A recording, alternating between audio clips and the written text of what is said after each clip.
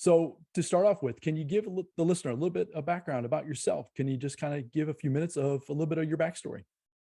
Sure. I was born and raised in Wichita, Kansas, and got down here to Texas just as soon as I could.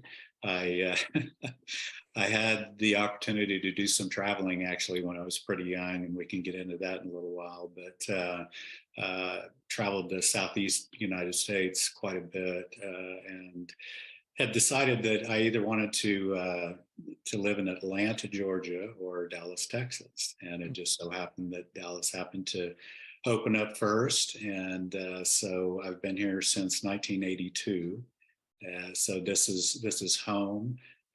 Again, maybe a little bit later we'll get into a few more details, but I commuted to Boston virtually every week for 10 years as opposed to moving, and did the same thing for 13 years to San Francisco and really kind of all over the world from here. But this is home. My roots are here and have been for a while, and I love it here. But yeah, as you mentioned, I've got 2 adult children. I can't even believe it.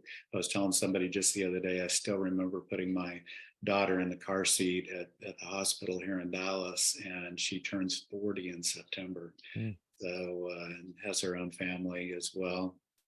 And then I have a son who next week will turn 34, and he has a family. He's the one that his wife, my daughter-in-law, has one in the oven. We do know that it's a girl, so that'll be 2 girls and 1 boy for them, and they're all excited. So yeah, it's kind of going back a little bit as far as the backstory, and again, we can maybe dive in a little bit deeper if you want. But I think like so many people that I know, unfortunately, came from a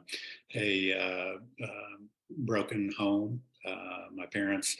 Excuse me, my parents divorced when I was 10. My mom had some challenges and decided she didn't want to be with my dad any longer. And he soon after moved from Kansas to the Denver area and started a new family. And so that kind of left me and my 2 younger sisters there alone for the most part.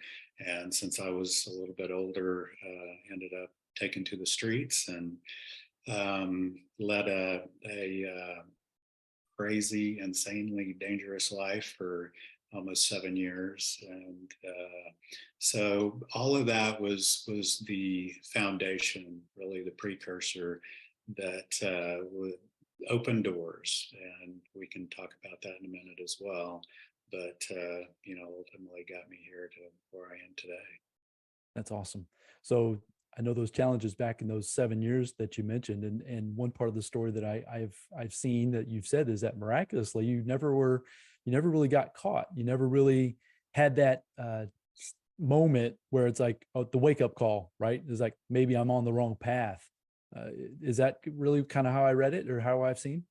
Yeah, that was a big part of it. Honestly, just I really didn't care. I mean, I just was, whatever happened, happened. But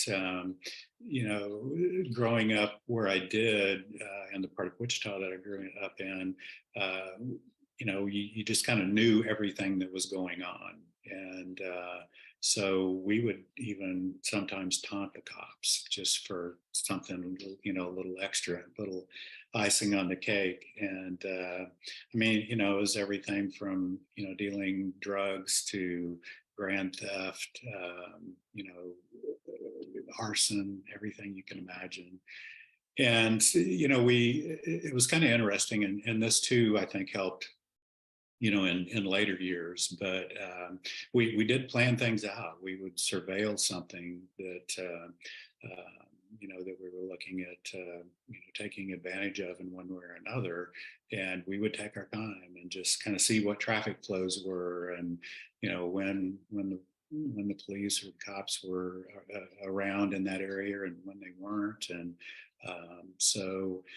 but I do have to give ultimate credit, I guess, in one way, to God himself. I didn't know God at the time, but as I say nowadays, he knew me.